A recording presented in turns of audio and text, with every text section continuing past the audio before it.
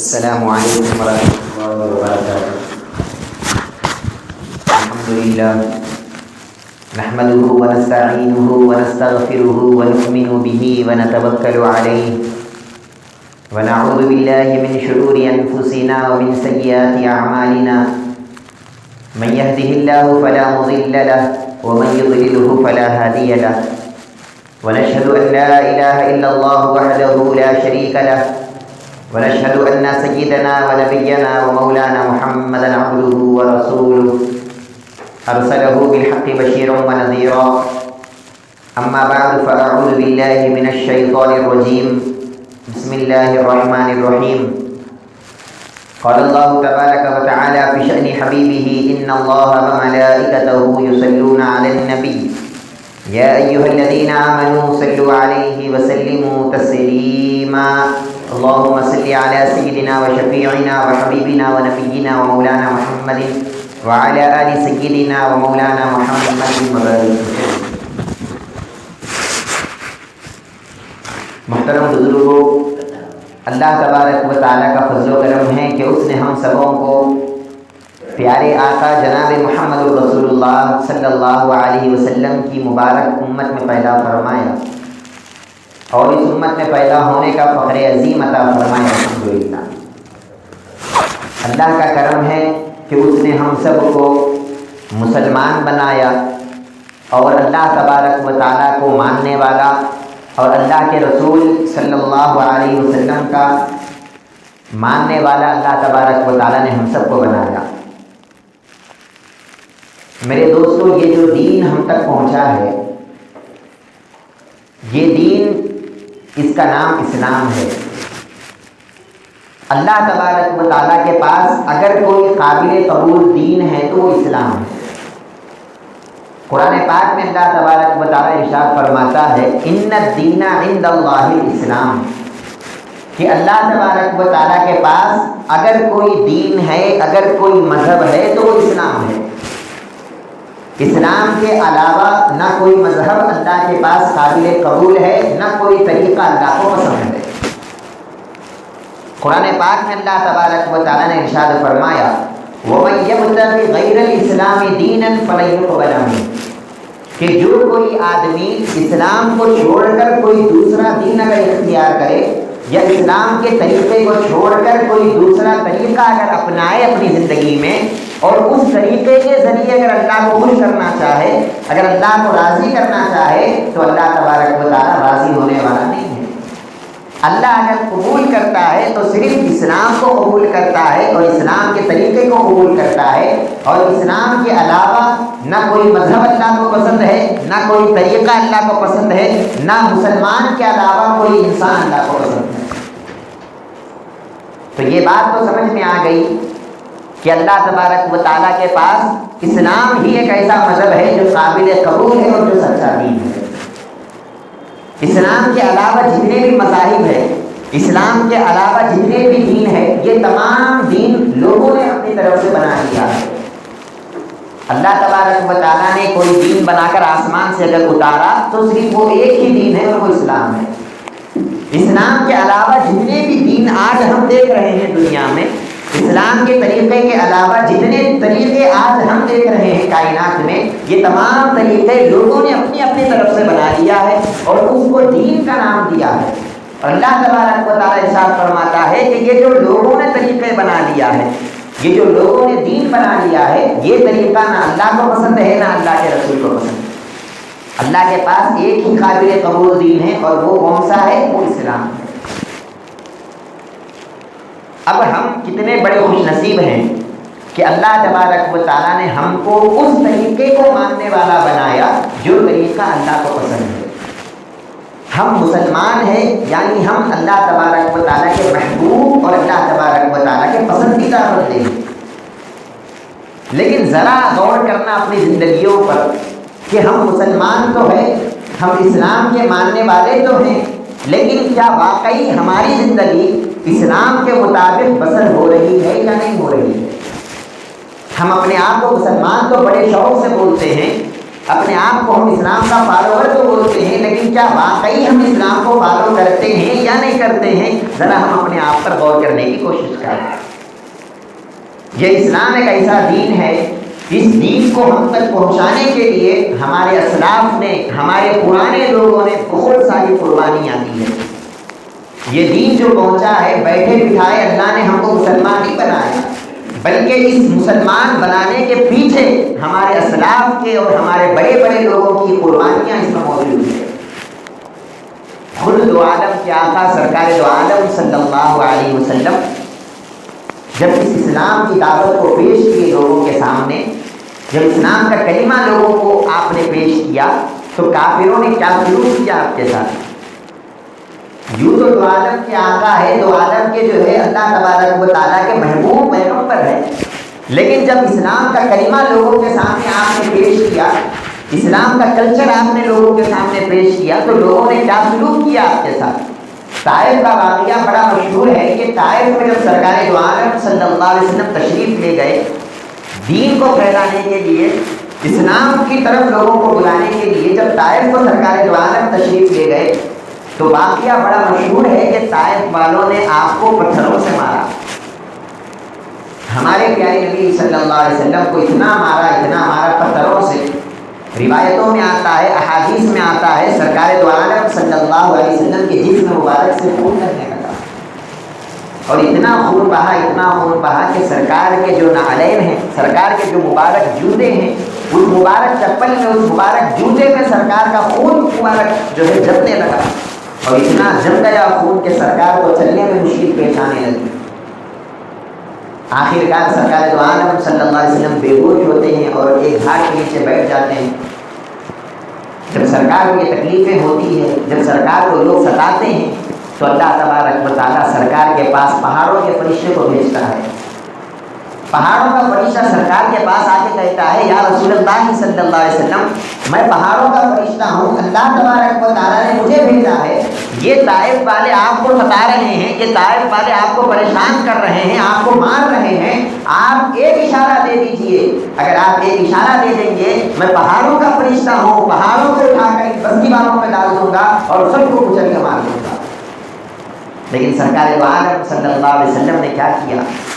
واقعہ بڑا مشہور ہے، سرکار اپنے ہاتھوں کو اٹھاتے ہیں اور دعا کرتے ہیں کہ اے اللہ، میں دنیا میں بدلہ لینے کے لیے نہیں آیا ہوں، میں تو دنیا میں لوگوں کو معاف کرنے کے لیے آیا ہوں، میں تو دنیا میں اسلام کو پھیلانے کے لیے آیا ہوں، میں لوگوں کو جہنم میں ڈالنے نہیں آیا ہوں، ان کو جہنم سے بچا کر جنت کا راستہ بتانے آیا ہوں۔ تو لہٰذا اے اللہ، میں تم سے دعا کرتا ہوں کہ طائف والے مجھے مار تو رہے ہیں، مجھے ستا تو رہے ہیں، لیکن ان کو معلوم نہیں کہ میں کون ہوں، ان کو معلوم نہیں کہ میرا مقام کیا ہے، میرا مرتبہ کیا ہے۔ تو اے اللہ، میں دعا کرتا ہوں تجھ سے کہ تو ان تمام بستی والوں کو اسلام کی توفیق دے دے۔ وہی طائف والے جو سرکار کو پتھریں مارے تھے، سرکار نے ان کے لیے دعائیں کیا اور کہا کہ اے اللہ، ان تمام لوگوں کو اسلام کی دعوت دے دے، ان تمام کو اسلام کی توفیق دے دے۔ روایتوں میں آتا ہے کہ چند سال نہیں گزرے، تمام کے تمام طائف والے مسلمان ہو گئے اور سب کے سب نے اسلام قبول کر لیا۔ سرکار دو عالم صلی اللہ علیہ وسلم نے کیسی قربانیاں دی اس اسلام کے لیے۔ مکے والوں نے سرکار دو عالم صلی اللہ علیہ وسلم کو کیسی تکلیفیں دیا۔ جب سرکار نماز ادا کرتے مکے میں، تو کافر مکے کے جو ہوتے وہ گندگی لاتے، کچرا لاتے اور سرکار دو عالم صلی اللہ علیہ وسلم کے اوپر ڈال دیا کرتے۔ جب سرکار راستے سے گزرا کرتے تو سرکار کے راستے میں کانٹوں کو بچھا دیا کرتے، تاکہ سرکار اس کانٹوں پہ چلنا اور سرکار کو تکلیف ہونا۔ اتنی تکلیفیں مکے والوں نے دیا، حتیٰ کہ ایک وقت وہ بھی آیا کہ مکے والوں نے بائیکاٹ کر دیا سرکار کا، سرکار کے ماننے والوں کا بائیکاٹ کر دیا اور کہا کہ ہم سرکار سے بائیکاٹ کرتے ہیں، آج سے ہم نہ سرکار سے کچھ خریدیں گے، نہ سرکار کو کچھ بیچیں گے، نہ سرکار سے کچھ بات کریں گے، نہ ہم سرکار کے ماننے والوں سے کوئی تعلق رکھیں گے۔ سب انہوں نے بائیکاٹ کر دیا۔ سرکار دو عالم صلی اللہ علیہ وسلم اور سرکار کے ماننے والے جو صحابہ تھے، انہوں نے ان تمام تکلیفوں کو برداشت کیا، ان تمام مصیبتوں کو انہوں نے جھیلا۔ تو کس کے لیے جھیلا؟ صرف اور صرف اللہ کے نام کو بلند کرنے کے لیے اور اس اسلام کو ہم تک پہنچانے کے لیے یہ ساری مشکلیں اور ساری تکلیفیں کو لوگ برداشت کرتے رہے۔ ایک وقت وہ بھی آیا کہ سرکار دو عالم صلی اللہ علیہ وسلم کو مکے سے ہجرت کر کے مدینہ منورہ کو تشریف لے جانا پڑا۔ سرکار جب مدینے کو جا رہے تھے تو سرکار کے وہ الفاظ بڑے قابل غور ہے. سرکار دو عالم صلی اللہ علیہ وسلم مدینہ منورہ کو جاتے جاتے پلٹ کے مکے کو دیکھتے ہیں اور دیکھ کے کہتے ہیں کہ اے مکہ شہر، تو مجھے بڑا پسند ہے، تو مجھے بہت زیادہ پسند ہے. تجھ سے زیادہ نہ کسی شہر کی محبت میرے اندر ہے، نہ کسی جگہ کی محبت میرے اندر ہے. اگر یہ مکے والے مجھے نہ نکالتے تو میں ہرگز تجھے چھوڑ کر کہیں نہیں جاتا، لیکن میں صرف اسلام کو زندہ کرنے کے لیے اور اسلام کے خاطر مکے جیسے عظیم شہر کو چھوڑ کر مدینے کو ہجرت کر کے جا رہا ہوں. سرکار دو عالم صلی اللہ علیہ وسلم نے اپنا شہر چھوڑا، اپنا وطن چھوڑا، اپنے دوستوں کو چھوڑا، اپنے رشتہ داروں کو چھوڑا، اپنے خاندان والوں کو چھوڑا اور تمام تکلیفوں کو برداشت کر کر تمام صعوبتوں کو جھیلا. کس کے لیے؟ تاکہ یہ دین ہم تک پہنچ سکے، تاکہ یہ اسلام ہم تک پہنچ سکے. پھر سرکار کے بعد صحابہ نے کتنی محنت کیا. صحابہ کرام کے متعلق جب ہم واقعات پڑھتے ہیں تو ہمارے ہوش اڑ جاتے ہیں کہ صحابہ کرام اللہ تبارک و تعالیٰ کی راہ میں کیسے انہوں نے جہاد کیا اور کیسے اسلام کو پھیلانے کے لیے، اسلام کو زندہ کرنے کے لیے انہوں نے کوششیں کیا. ایک صحابی کے متعلق یہ واقعہ آتا ہے کہ وہ صحابی جب اسلام قبول کیے، سرکار دو عالم صلی اللہ علیہ وسلم نے جب ان کو اسلام کی دعوت دیا اور وہ مسلمان بنے تو انہوں نے یہ کہا کہ یا رسول اللہ صلی اللہ علیہ وسلم، اب میں کیا کروں گا؟ اس اسلام کو زندہ کرنے کے لیے اللہ کی راہ میں لڑوں گا، کافروں سے جنگ کروں گا، اس اسلام کو پھیلاؤں گا. بس اس ایک اسلام کو پھیلانے کی نیت سے جب وہ مسلمان بن کر گھر سے نکل گئے، کئی سال گزر گئے، پلٹ کر اپنے گھر کو واپس نہیں آئے. اللہ کی راہ میں لڑتے لڑتے اور اسلام کو زندہ کرتے کرتے شہید ہو گئے اور اپنی جان کو انہوں نے اللہ کی راہ میں قربان کر دیا. یہ ایک صحابی کا واقعہ نہیں ہے، ایسے لاکھوں لوگ ہم کو ملتے ہیں تاریخ میں، ایسے لاکھوں لوگ ملتے ہیں ہسٹری میں جنہوں نے فقط اللہ کے نام کو بلند کرنے کے لیے اور اس اسلام کو ہم تک پہنچانے کے لیے اپنی جانوں کی بھی پرواہ نہیں کیا، اپنے مال کو لٹا دیا، اپنے قرب قبیلے کو لٹا دیا. یہ ساری تکلیفیں، یہ ساری قربانیاں جو انہوں نے دی ہے تو کس کے لیے؟ تاکہ یہ اسلام ہم تک پہنچ سکے، تاکہ ہم بھی اللہ اللہ بولنے والے بن سکے. مسلمانوں، صحابہ کے زمانے کے بعد جب تابعین کا زمانہ آیا تو تابعین نے کتنی محنت کیا، اس اسلام کو ہم تک پہنچانے کے لیے انہوں نے کتنی صعوبتیں جھیلا. امام بخاری رحمۃ اللہ علیہ جو بخاری شریف کو لکھے ہیں، امام بخاری جس میں انہوں نے احادیث کو جمع کیا ہے، آپ کے متعلق یہ بات آتی ہے کتابوں میں کہ آپ نے سرکار کی باتوں کو لوگوں تک پہنچانے کے لیے، اسلام کی باتوں کو لوگوں تک پہنچانے کے لیے آپ نے مسلسل ساری زندگی اپنی سفر میں گزار دیا. آپ ایک جگہ پر کبھی رہتے نہیں تھے. لوگوں نے پوچھا کہ امام بخاری کیا آپ اپنے گھر میں رہنا دل نہیں بولتا آپ کو؟ کیا آپ اپنے وطن میں رہنا نہیں چاہتے؟ کیا آپ اپنے ماں باپ کے ساتھ، اپنے بیوی بچوں کے ساتھ، اپنے رشتہ داروں کے ساتھ رہنا نہیں چاہتے؟ تو امام بخاری نے کہا کہ اے لوگوں، اگر میں اپنے بیوی بچوں کے ساتھ رہ چاہوں ایک جگہ پر تو پھر اسلام نہیں پھیلے گا.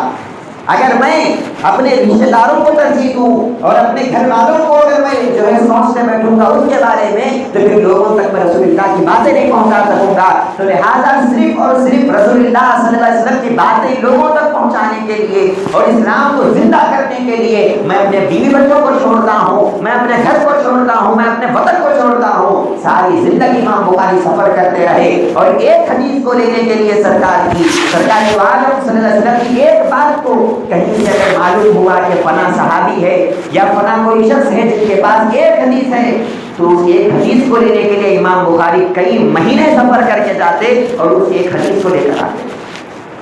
یہ ساری تکلیفیں علماء کرام نے برداشت کیا، یہ ساری تکلیفیں تابعین نے، صحابہ نے برداشت کیا. تو کس کے لیے برداشت کیا؟ صرف اور صرف ان کا مقصد ایک ہی تھا کہ اسلام کو ہم تک پہنچایا جا سکے. مسلمانوں، سرکار دو عالم صلی اللہ علیہ وسلم کے نواسے حضرت امام حسین علیہ السلام کا واقعہ کہ روز روشن کی طرح ہم پر آیا ہے. سرکار امام حسین نے اسلام کے لیے کتنی قربانیاں دیا. سرکار کے حقیقی نواسے ہیں، رسول اللہ صلی اللہ علیہ وسلم کے حقیقی نواسے ہیں اور سرکار ان سے اتنی محبت کیا کرتے تھے. ایک مرتبہ سرکار دو عالم صلی اللہ علیہ وسلم جمعے کا خطبہ دے رہے تھے، ممبر پر چڑھے ہوئے تھے. جب خطبہ دے رہے تھے تو خطبے کے درمیان امام حسین علیہ السلام مسجد میں تشریف لاتے ہیں. جیسے ہی سرکار نے اپنے نواسے کو دیکھا چھوٹے سے بچے امام حسین علیہ السلام جب چلے آ رہے ہیں، سرکار دو عالم صلی اللہ علیہ وسلم خطبہ دے رہے ہیں ممبر پر، خطبے کو چھوڑ کر سرکار ممبر سے اتر جاتے ہیں اور امام حسین علیہ السلام کو اپنے گود میں اٹھا لیتے ہیں۔ سرکار دو عالم صلی اللہ علیہ وسلم ان سے اپنی محبت کا اظہار کرتے ہیں، تو سرکار کا ایک ایسا پیارا نواسا جن کے لیے سرکار دو عالم صلی اللہ علیہ وسلم نے خطبے کو ممبر پر چھوڑ دیا، اور پھر سرکار دو عالم صلی اللہ علیہ وسلم ایک مرتبہ نماز ادا کر رہے تھے، جب سجدے میں تھے، امام حسین علیہ السلام جو سرکار کے نواسے ہیں آتے ہیں، سرکار کی مبارک پیٹھ پر بیٹھ جاتے ہیں۔ جب سرکار کی پیٹھ پر امام حسین بیٹھ جاتے ہیں تو سرکار صرف ان کا خیال کرتے ہوئے اپنے سجدے کو سرکار لمبا کر دیتے ہیں، اور اتنا لمبا کر دیتے ہیں سجدے کو کہ صحابہ بیان کرتے ہیں کہ جب سرکار نے سجدے سے سر نہیں اٹھایا تو ہم کو یہ خیال ہوا کہ نعوذ باللہ کہیں سرکار کا وصال تو نہیں ہو گیا، کہیں سرکار دنیا سے چلے تو نہیں گئے کہ سجدے سے سر کو نہیں اٹھا رہے ہیں۔ بعض صحابہ تو نماز میں ہلو سر اٹھا کر بھی دیکھتے ہیں کہ کیا ماجرا ہے، سرکار کیوں سجدے سے سر نہیں اٹھا رہے ہیں۔ جب دیکھا تو کیا دیکھا کہ پیارے نواسے امام حسین علیہ السلام سرکار کے مبارک پیٹھ پر بیٹھے ہوئے ہیں۔ سرکار اتنی محبت کرتے تھے جن کے لیے سرکار نے سجدے کو لمبا کرا، جن کے لیے سرکار نے اپنے ممبر پر خطبے کو چھوڑا، ایسا سرکار کا پیارا نواسا انہوں نے اپنے کنبے خلیلے کو کیسے لٹایا اسلام کے لیے، انہوں نے اسلام کو زندہ کرنے کے لیے کیا کیا صحبتیں اور کیا کیا تکلیفیں انہوں نے برداشت کیا۔ امام حسین علیہ السلام کی ایک بیٹی تھی جن کا نام سکینہ تھا، چھوٹی سی بیٹی تھی، 2-3 سال کی بیٹی تھی۔ جب کربلا کا واقعہ پیش آیا، امام حسین علیہ السلام کی چھوٹی سی بیٹی 2-3 سال کی، یزیدیوں نے آپ پر پانی کو بند کر دیا تھا۔ امام حسین علیہ السلام کو اور امام حسین کے ساتھ جتنے بھی لوگ تھے ان تمام لوگوں پر پانی کو بند کر دیا گیا۔ کس کے لیے؟ صرف ایک ہی بات کے لیے کہ امام حسین علیہ السلام نے یزید کی بیعت کو نہیں کیا، یزید کے ہاتھ پر آپ نے ہاتھ کو نہیں دیا۔ آپ نے اسلام کو زندہ کرنے کے خاطر اور اسلام کی بقا کے خاطر جب یزید کی بیعت کو ٹھکرایا تو اسلام کی خاطر آپ کو کتنی مصیبتیں جھیلنا پڑا، اسلام کے خاطر آپ کو کتنی مصیبتیں برداشت کرنا پڑا کہ وہی مسلمان جو سرکار کا کلمہ پڑھنے والے تھے آج آپ کے دشمن بنے ہوئے ہیں اور آپ پر تلوار کو اٹھا کے رکھے ہوئے ہیں۔ پانی کو انہوں نے بند کر دیا۔ چھوٹی سی جو بیٹی تھی امام حسین علیہ السلام کی، آپ نے کہا کہ ابا جان پیاس ہو رہی ہے، 2-3 سال کی بیٹی تھی، کہہ رہی ہے ابا جان پیاس ہو رہی ہے، پانی ہونا۔ امام حسین علیہ السلام کیا کرتے ہیں، تڑپ جاتے ہیں، چھوٹی سی بچی ہے، معصوم سی بچی ہے اور پیاس کے لیے تڑپ رہی ہے۔ آپ اپنے بھائی سے کہتے ہیں، عباس ان کا نام تھا، کہتے ہیں کہ اے عباس میری بیٹی سکینہ یہ پانی کے لیے تڑپ رہی ہے، تم ذرا جاؤ اور یزیدیوں سے ذرا اپنے پانی کے لیے ذرا تم پوچھو۔ جب حضرت عباس رضی اللہ عنہ آتے ہیں اور پانی کے لیے پوچھتے ہیں، یزیدیوں نے کیا کیا، واقعہ بڑا لمبا ہے، آپ کو مختصر انداز میں رکھ رہا ہوں۔ یزیدیوں نے کیا کیا، آپ کے دونوں ہاتھوں کو یزیدیوں نے کاٹ دیا، جس ہاتھ میں آپ پانی کو لے کر آ رہے تھے ان ہاتھوں کو کاٹ دیا تاکہ وہ پانی لے کر جو امام حسین کے پاس نہ جا سکے۔ سرکار امام حسین نے اتنی تکلیفیں برداشت کیا، 2 سال کی بچی تھی وہ بھی پیاسی تھی، اور سرکار امام حسین سے چھوٹے سے صاحبزادے تھے، چھوٹے سے لڑکے تھے، ان کا نام کیا تھا، علی اصغر ان کا نام تھا۔ سرکار امام حسین علیہ السلام نے ان کو اپنے گود میں اٹھایا، چھوٹے سے بچے تھے، دودھ کے بچے، جب وہ پیاس سے تڑپ رہے تھے امام حسین علیہ السلام یزیدیوں کے پاس آئے، کہنے لگے کہ اے یزیدیوں تمہاری دشمنی تو مجھ سے ہے، یہ چھوٹے بچے سے تو تم کو کوئی دشمنی نہیں ہے، ایک گھٹ اس چھوٹے بچے کو پانی کا دے دو، ایک گھٹ اس چھوٹے بچے کو پانی کا پلا دو۔ جب یزیدیوں نے یہ سنا تو پانی کے بدلے انہوں نے تیر چلا دیا، اور ایک ایسا تیر آیا جو علی اصغر کے گلے کے آر پار ہو گیا۔ امام حسین علیہ السلام کے چھوٹے سے بچے گود میں ہیں اور آپ کی گردن میں سے تیر نکل گیا، آپ کا وہیں پر وصال ہو گیا، آپ شہید ہو گئے علی اصغر۔ امام حسین علیہ السلام نے آپ کے خون کو لیا اور آسمان کی طرف اٹھا کر کہتے ہیں کہ اے اللہ اگر تو یہی دیکھنا چاہتا ہے میری قربانی تو میں قربانی دینے کے لیے تیار ہوں، لیکن تیرے اسلام کو زندہ کر کے آؤں گا۔ اگر تو واقعی میرے کنبے خمیرے کو لٹانا چاہتا ہے تو اے اللہ میں تیری راہ میں اپنے خاندان کو لٹانے تیار ہوں، علی اصغر کو لٹانے تیار ہوں، علی اکبر کو لٹانے تیار ہوں، اپنے سارے کنبے خمیرے کو لٹا دوں گا، لیکن اے اللہ تیرے اسلام کا سودا نہیں کروں گا، تیرے اسلام کو کبھی بدنام ہونے نہیں دوں گا، تیرے اسلام کو کبھی برباد ہونے نہیں دوں گا۔ امام حسین علیہ السلام نے اسلام کو بچانے کی خاطر کیسی کیسی مصیبتوں کو برداشت کیا، حتیٰ کہ پھر آخر میں جب امام حسین علیہ السلام کی شہادت آئی، امام حسین علیہ السلام جب یزیدیوں سے لڑ رہے تھے، روایتوں میں آتا ہے 70 پر 2 تیر امام حسین علیہ السلام کے جسم پر لگ گئے تھے، ایسی حالت میں بھی جب نماز کا وقت آیا، امام حسین علیہ السلام نے یزیدیوں سے کہا کہ اے یزیدیوں، میں جس دین کے لیے لڑ رہا ہوں، اب نماز کا وقت آیا ہے، اس دین کو زندہ کرنے کا وقت آیا ہے، تو اے یزیدیوں 72 تیر میرے جسم پر لگے ہوئے ہیں، 70 پر 2 تیر لگے ہوئے ہیں، لیکن اے یزیدیوں ایسی حالت میں بھی میں نماز پڑھنا چاہتا ہوں، مجھے تھوڑا سا موقع دیو تاکہ میں نماز ادا کروں۔ امام حسین علیہ السلام ویسی حالت میں بھی تیمم کرتے ہیں اور نماز ادا کرتے ہیں، حالانکہ اس حالت میں نماز پڑھنا کوئی ضروری نہیں تھا، 70 پر 2 تیر آپ کے جسم مبارک میں لگے ہوئے تھے، لیکن اس حالت میں بھی آپ نے نماز ادا کیا، اس حالت میں بھی آپ نے دین کو زندہ کیا، اور سجدے میں امام حسین علیہ السلام نے اپنے سر کو کٹایا۔ تمام آنے والی امت کو امام حسین علیہ السلام ایک میسج دے رہے ہیں کہ اے لوگوں دیکھو، اگر دین کے لیے اپنے خاندان کو لٹانا پڑے تو خبردار خاندان کو لٹا دینا، لیکن مصطفیٰ کے دین کو کبھی نہیں چھوڑنا۔ اگر اسلام کے خاطر تم کو اپنے شہروں سے دور ہونا پڑے، اپنے شہروں کو چھوڑ دینا، اپنے وطنوں کو چھوڑ دینا، اپنے گھر کو چھوڑ دینا، لیکن خبردار مصطفیٰ کے دین میں کبھی کمپرومائز نہیں کرنا۔ امام حسین علیہ السلام نے ہم کو یہ میسج کیا، سجدے میں آپ نے اپنی گردن کو کٹایا، سجدے میں آپ نے اپنے جان کا نذرانہ اللہ کے راہ میں پیش کیا، صرف اور صرف اسلام کو زندہ کرنے کے خاطر، تاکہ یہ دین ہم تک پہنچ سکے، تاکہ دین کا پیغام ہم تک پہنچ سکے، تاکہ یہ اسلام کی تعلیمات ہم تک پہنچ سکے، ہم بھی اللہ اللہ بولنے والے بن سکے۔ ہمارے خاطر ہمارے بڑوں نے اتنی تکلیفیں دیا، لیکن افسوس مسلمانوں، افسوس کہ ہم نے ہمارے بڑوں کی تعلیمات کی قدر نہیں کیا، ہم نے ہمارے بڑوں کی تعلیمات کو اور ان کی قربانیوں کو ہم نے بیکار کر دیا۔ امام حسین علیہ السلام نے جس نماز کو زندہ کرنے کے لیے کربلا کے میدان میں 72 تیر لگنے کے باوجود بھی جو نماز آپ نے ادا کیا، آج ہم آرام سے اے سی میں آ کر وہ نماز کو ہم ادا نہیں کرتے، آج ہم نماز کو چھوڑنے والے بنے، بھی بتائیے ہم کیسے مسلمان ہیں؟ انہوں نے کتنی تکلیف اسلام کے لیے اٹھایا تھا اور کتنی قربانیاں ہمارے اسلاف نے اسلام کے لیے دیا تھا، آج ہم نے کیا کیا اسلام کے لیے؟ آپ بولیے ذرا۔ آج اگر مثال دے رہا ہوں، اگر ہمارے گھر میں کوئی شادی ہو، اگر ہمارے گھر میں کوئی نکاح ہو اپنے بچے کا، ہم فوراً یہ دیکھتے ہیں کہ ہمارا کلچر کیسا ہے، ہمارے کلچر میں شادی کیسا ہے۔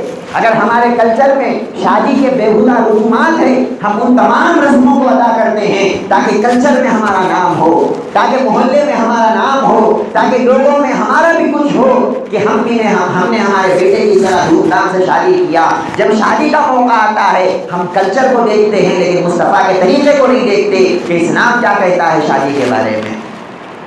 جب میت کا وقت آتا ہے، جب ہمارے گھر میں کوئی مر جاتا ہے، فوراً یہ دیکھتے ہیں کہ ہمارا کلچر کیسا ہے، ہمارا کلچر کیسا ہے۔ اگر ہمارے کلچر میں مردے کو ملانا ہے تو بس ہم ملا رہے ہیں، مردے کو دفنانا ہے تو بس دفنا رہے ہیں، اس کے علاوہ مصطفیٰ نے کیا کیا ہم کو بتایا ہے، آج ہم نے ان تمام تعلیمات کو چھوڑ دیا۔ سرکار دو عالم صلی اللہ علیہ وسلم نے بچہ پیدا ہونے سے لے کر اس کے مرنے تک جتنے تعلیمات سرکار دو عالم صلی اللہ علیہ وسلم نے بتائے ہیں، بتائیے آج ہم کس پر عمل کر رہے ہیں؟ آج ہم مصطفیٰ کے ایک ارشاد پر بھی آج ہم عمل نہیں کرتے، پھر آج ہم اپنے آپ کو مسلمان کہتے ہیں۔ ہم کو شرم آنا چاہیے اپنے آپ پر، ہم اسلام کو ماننے والے اپنے آپ کو کہتے ہیں، ہم کیسے ماننے والے ہیں؟ پرانے لوگوں نے اتنی تکلیفیں برداشت کیا ہماری خاطر، اتنی قربانیوں کو انہوں نے انجام دیا ہمارے خاطر، اور آج ہم ان کے تمام قربانیوں کو لے کر جانے دے رہے ہیں، ان کے تمام قربانیوں کو رائے گا جانے دے رہے ہیں، اور آج ہم یہودیوں کے کلچر کو اپناتے ہیں، انگریزوں کے کلچر کو اپناتے ہیں، غیر قوموں کے کلچر کو اپناتے ہیں، اور پھر ہم یہ سمجھتے ہیں کہ ہم وہ بنتے ہیں کہ مرتے ہی اللہ ہم کو جنت عطا کرے گا۔ یاد رکھیے ایسے لوگوں کو اللہ تبارک و تعالیٰ جنت عطا نہیں کرے گا جو دوسروں کی مشابہت اختیار کرے گا، جو دوسروں کے طریقے کو فالو کرے گا۔ ان الدین عند اللہ الاسلام، جو شروع میں نے آپ کو بتایا، اللہ کے پاس اگر کوئی طریقہ قابل قبول ہے تو وہ صرف اسلام ہے۔ اگر کوئی اسلام کے طریقے پر چلتا ہے تو اللہ کو وہ بندہ پسند ہے۔ اگر اسلام کے علاوہ کوئی دوسرا طریقہ، اسلام کے علاوہ کوئی دوسرا مذہب یا اسلام کے علاوہ کوئی دوسرا کلچر اگر کوئی لے کر آتا ہے، اللہ تبارک و تعالیٰ کو ہرگز پسند نہیں آتا۔ حدیث مبارک ہے، سرکار دو عالم صلی اللہ علیہ وسلم ارشاد فرماتے ہیں، من تشبہ بقوم فهو منهم، کہ جو آدمی جس قوم کا کلچر اپناتا ہے اور جس قوم کی مشابہت اختیار کرتا ہے، کل بروز قیامت اللہ انہی کے ساتھ اس کا انجام کرے گا اور انہی کے ساتھ اس کا حشر کرے گا۔ آج ہم انگریزوں کے کلچر کو اپنا کر بڑے فخر سے اپنے سینے کو تان کر چلتے ہیں.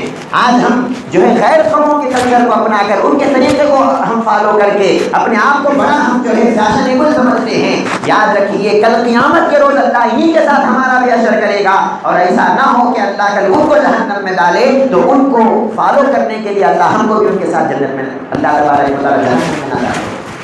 اللہ تبارک و تعالیٰ مشابہت کو دیکھتا ہے.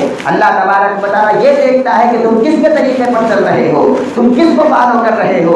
نام صرف مسلمان کا رکھ لینے سے اللہ کی نظر میں کوئی مسلمان نہیں بن جاتا. صرف زبان سے کلمہ پڑھ لینے سے اللہ کی نظر میں کوئی مسلمان نہیں بن جاتا. مسلمان تو منافق بھی تھے کہ وہ بھی کلمہ پڑھتے تھے, وہ بھی نمازیں ادا کرتے تھے, لیکن اسلام کے کلچر کو اپنے نہیں اپناتے تھے, اسلام کے طریقے کو نہیں اپناتے تھے. وہ نمازیں پڑھتے تھے لیکن ان کا طریقہ یہودیوں کا طریقہ تھا, ان کا طریقہ انگریزوں کا طریقہ تھا. بس اسی وجہ سے اللہ تبارک و تعالیٰ نے ان کو جہنم, بلکہ جہنم میں بھی سب سے نچلے گڑھے میں ڈالنے کا اللہ نے وعدہ کیا.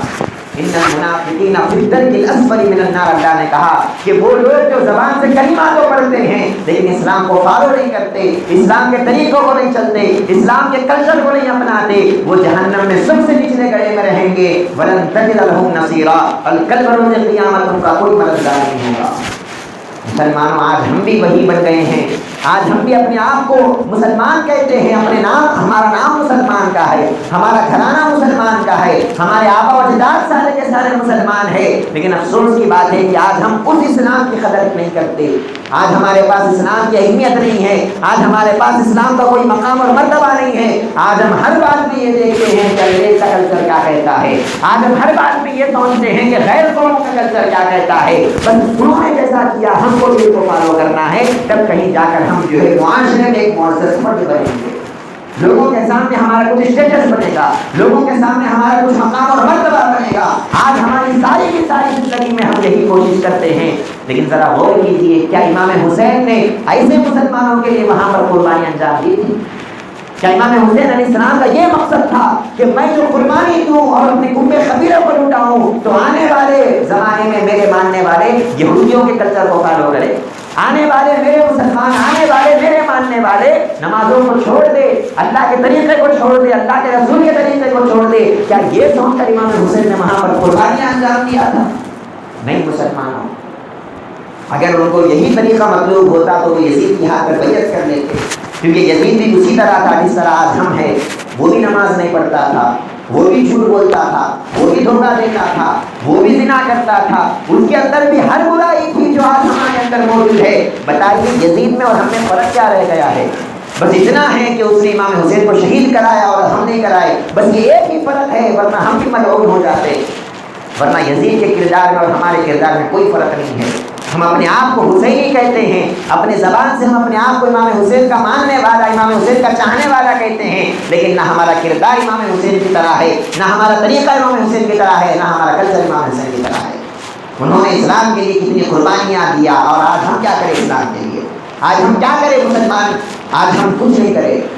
وضع میں تم ہو یہودی تو تمدن میں ہنود, یہ وہ مسلمان ہے جنہیں دیکھ کر شرمائے یہود. علامہ اقبال نے ارشاد فرمایا تھا کہ تم کیسے مسلمان ہو, تمہارا پہناوا کیسا ہے؟ وضع میں تم ہو نصارا, تمہارا پہناوا دیکھے تو کرسچن کی طرح ہے, تمہارے کپڑے, تمہارا لباس دیکھے, تمہارا چہرہ دیکھے تو ہندوؤں کی طرح ہے. معاف کرنا اگر کسی کو تکلیف ہوئی, لیکن حقیقت ہے تمہارا پہناوا اگر ہے تو یہودیوں کی طریقہ, تمہارا چلنے کا طریقہ اگر کوئی ہے تو وہ کرسچنز کا طریقہ, اور پھر تم اپنے آپ کو مسلمان کہتے ہو. ارے یہ وہ مسلمان ہے جنہیں دیکھ کر یہود شرما رہے ہیں کہ یہ کیسا مسلمان ہے. مسلمانوں, ہم کو اپنی زندگیوں کو بدلنے کی ضرورت ہے. ہم کو رسول اللہ صلی اللہ علیہ وسلم کی قربانیوں کو یاد کرنے کی ضرورت ہے. صحابہ کرام کی وہ قربانیوں کو اپنے ذہن میں رکھے, امام حسین علیہ السلام کی وہ قربانی کو اپنے ذہن میں رکھے. صرف محرم کے مہینے میں امام حسین کو یاد نہیں کرنا ہے, ساری زندگی امام حسین علیہ السلام کو یاد کرتے رہنا ہے, آپ کے طریقے کو اپناتے رہنا ہے, آپ کے کلچر پر چلتے رہنا ہے, اور ہر وقت ہماری یہ کوشش ہو کہ ہم بھی اسلام کو زندہ کریں. اسلام زندہ ہوتا ہے ہر کربلا کے بعد. امام حسین علیہ السلام نے کربلا کے میدان میں جو اسلام کو زندہ کیا, آج ہم کو بھی ان کو ماننے والے بننا ہے, اور حقیقت میں اسلام کو اپنی زندگیوں میں ہم کو زندہ کرنے کی ضرورت ہے. جب ہم اسلام پر عمل کریں گے, اسلام پر چلیں گے, ہمارے اسلاف کی قربانیوں کا ہم جو ہے حساب رکھتے ہوئے ان کے طریقے پر چلیں گے, یقیناً ہم بھی حقیقت میں سب پکے سچے مسلمان بنیں گے, اور اللہ اور اس کے رسول کی ہماری زندگیوں سے خوش ہو جائیں گے. اللہ تبارک و تعالیٰ سے میں دعا گو ہوں جو بھی ہم بولتے ہیں سنتے ہیں اللہ تبارک و تعالیٰ ہم سب کو عمل کرنے کی توفیق عطا فرمائے، ہم سب کو اللہ تبارک و تعالیٰ پکا سچا مسلمان بنائے، سرکار دو عالم صلی اللہ علیہ وسلم کے طریقے پر چلنے والا اللہ ہم سب کو بنائے، سرکار کی سنتوں کو ادا کرنے والا اللہ ہم سب کو بنائے۔ وما علینا الا البلاغ۔ السلام علیکم ورحمۃ اللہ وبرکاتہ۔